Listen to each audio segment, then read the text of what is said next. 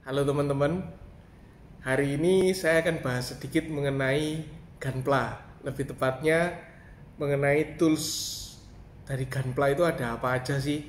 Saya mulai dari alat potongnya dulu. Nah, saya mau bahas mengenai Gunpla ini karena ada beberapa teman saya yang ternyata itu tertrigger dari saya kan sering akhir-akhir ini kan sering posting di Facebook kalau saya sedang ngerakitin Gunpla. Buat teman-teman yang nggak ngerti Gunpla itu apa, Gunpla itu model kit. Model kit itu mainan rakitan yang ya misalkan kayak Gundam gini. Saya akan jelasin dari awal basicnya dulu supaya teman-teman yang nggak paham mengenai Gunpla itu apa bisa ngikutin. Jadi Gunpla ini kalau kita beli isinya itu masih berupa part-part seperti ini. Nah, partnya itu akan kita rakit menjadi satu robot. Ya nggak melulu robot sih, ada mobil-mobilan, ada ya macam-macam ya. Intinya mainan rakitan. Nah, sebelumnya saya akan jelasin dulu apa aja yang ada di dalam satu box Gunpla ini. Ini kan ada manual booknya. Nah, ini untuk ngelepasin part-part yang ada di sini, ini sebenarnya ada banyak cara. Kalau yang versi ini versi serinya Sangoku Socket Suden. Ini sepertinya memang dibuat untuk lebih ke supaya anak-anak juga bisa rakit Gunpla ini dengan mudah. Jadi sebenarnya setahu saya part-part ini bisa dilepas dengan cuman ditarik aja, ditekan atau ditarik. Kasarnya di snap gitu dengan jari. Nah, cuman biasanya kalau kita snap dengan jari itu bisa meninggalkan bekas yang namanya stress mark. Jadi di part yang harusnya warnanya hitam legam ini nanti akan ada warna putih yang mengganggu penampilannya. Ini saya coba satu dulu. Ini kan kebetulan udah kiwil-kiwil dari asalnya ini. Lepas kayaknya kena shock. Saya akan coba dengan snapping dulu. Saya nggak pernah nyoba snapping. Oh, ini mudah banget. Hasil snappingnya cukup rapi. Saya lihat nggak ada stress marknya ini malah. Nah, kali ini saya akan bahas mengenai alat untuk ngelepasin part dari gate-nya ini. Ini namanya gate atau biasa sebut runner. Saya mungkin kalau salah ya tolong dimaklumi ya. Saya bukan expert di bidang Gunpla, tapi saya cuman hobi di Gunpla. Nah, oke. Untuk seri-seri Gundam yang sebelum ini itu biasanya partnya nggak bisa di snap dengan mudah, khususnya yang seri-seri lama. Nah, kalau kita snap biasanya akan ya kita pasang snap gini mungkin bisa juga, tapi setahu saya dia akan meninggalkan stress mark. Nah, jadi biasanya orang-orang ngelepasinya gimana? Akan dipotong. Yang dipotong apanya? Ya ini, kait-kaitnya ini.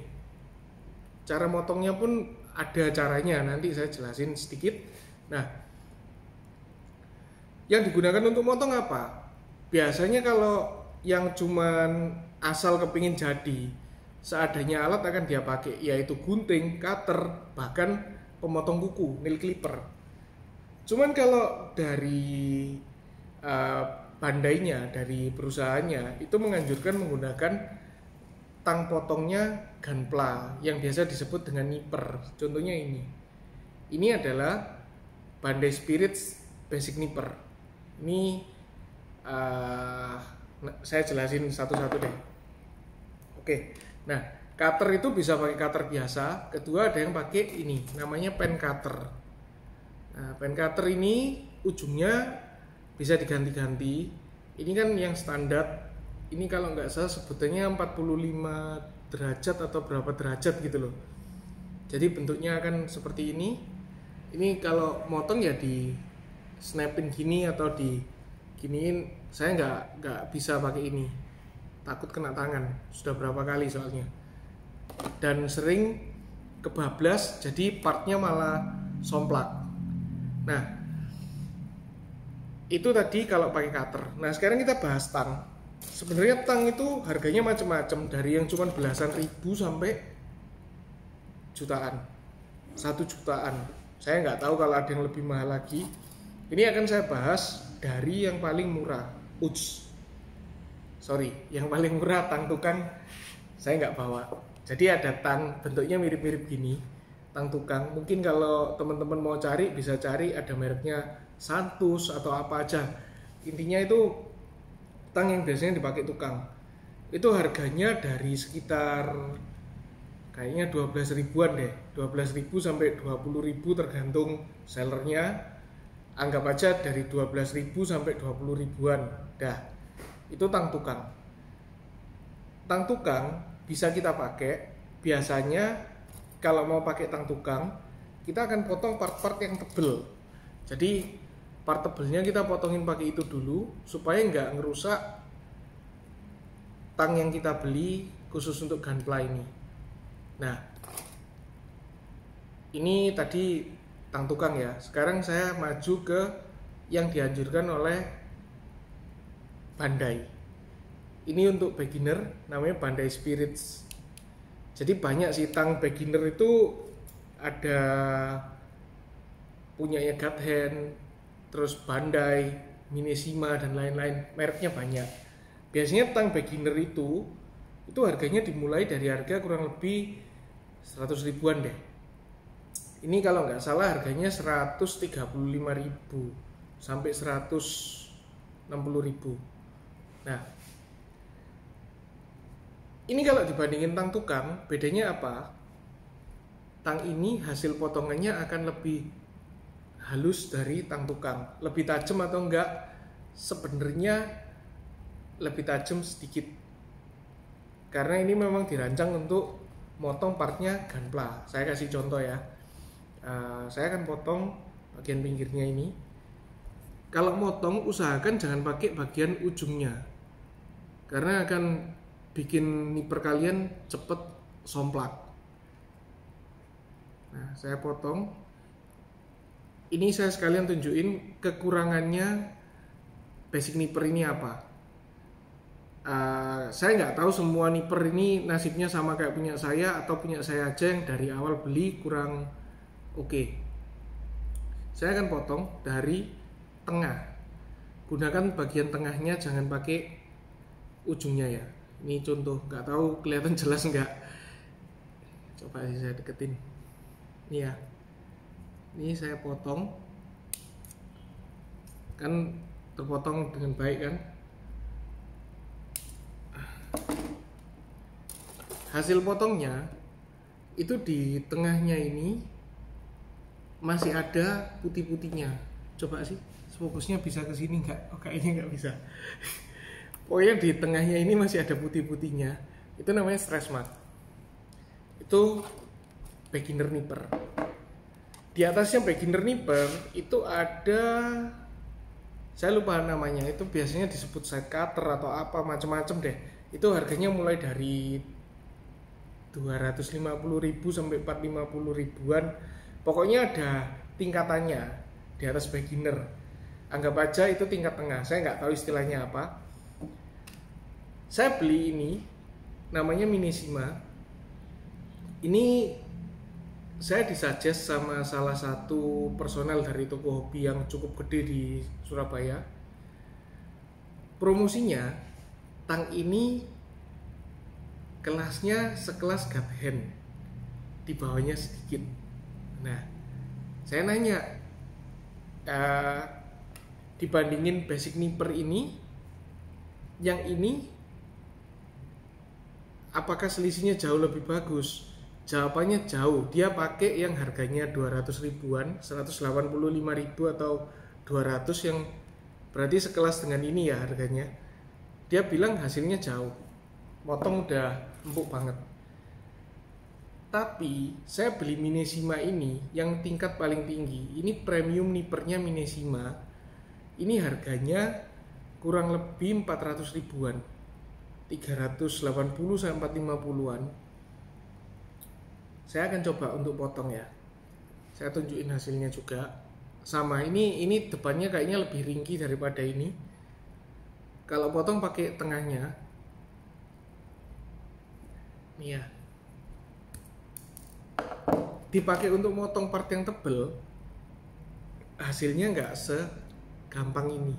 Ini lebih kuat. Terus kalau hasil potongnya gimana?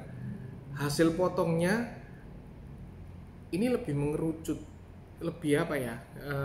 Kalau yang tadi itu terpotong sempurna lurus, yang ini untuk part tebel dia akan jadi kayak gini, ujungnya akan seperti ini, nggak bener-bener flat. Saya coba lagi ya, untuk yang agak tipis. Ya ini saya juga nggak tahu apa semua tang ini kayak gini atau cuman sepunya saya saja. Stress marknya ada, tapi nggak sebesar yang ini. Ini mungkin kalau dari info yang saya dapetin, sebenarnya ini untuk all round, bisa dipakai untuk motongin part-part tebel, juga bisa untuk ngerapiin. Saya coba potong sedikit-sedikit. Kalau kita pakai untuk potong sedikit-sedikit, hasilnya sebenarnya cukup bagus, meskipun nggak empuk-empuk banget. Ada stress mark di tengah. Stress marknya itu akan berbentuk lurus tipis. Tapi ini teksturnya kalau kita pegang dia nggak bener-bener flat. Dia akan ada seperti ya itu tadi yang saya bilang. Bentuknya akan kayak gini, agak lancip dikit. Ini saya coba lagi. Ya, seperti itu ternyata tetap. Nah, yang ketiga, itu nipper tier paling tinggi. Biasanya disebut premium nipper. Contohnya ini tadi sebenarnya tier paling tingginya Minesima, tapi menurut saya ini nggak termasuk kelas nipper premium. Oke, nah namanya ini Kathen. Saya bikin video ini bukan promo ya, gak di endorse gak apa. Saya cuman kepingin sharing dikit buat teman-teman saya yang kebetulan kepingin ngisi kegiatan di rumah, kepingin memulai belajar gunpla, ya mungkin bisa beli nipper yang sesuai dengan budgetnya. Kalau ini ujungnya kecil sekali, bahkan termasuk tipis. Tapi nipper yang paling tajam yang pernah saya pakai. Nah, bedanya nipper ini dengan yang ini tadi. Yang ini namanya single blade. Single blade dia cuman yang sebelah sini ini yang berupa cutter, yang sininya itu kasarnya apa ya? Kalau kita masak itu kan ada chopping board sama pisau. Nah, ibaratnya itu chopping board yang sebelah, jadi itu bentuknya akan lebih flat. Dan yang satunya itu cutternya. Jadi ketika dia motong part, dia akan lurus gini. Ini pemakaiannya sedikit ribet, perawatannya ribet menurut saya. Karena kalau kalian belum terbiasa, lalu kalian pakai ini untuk motong sembarangan, yang terjadi gatenmu akan patah. Saya udah ngalamin. Nih. Ya. Ini gaten patah. Patahnya bukan karena jatuh, tapi saya pakai waktu itu motong part yang bening. Nah, nih.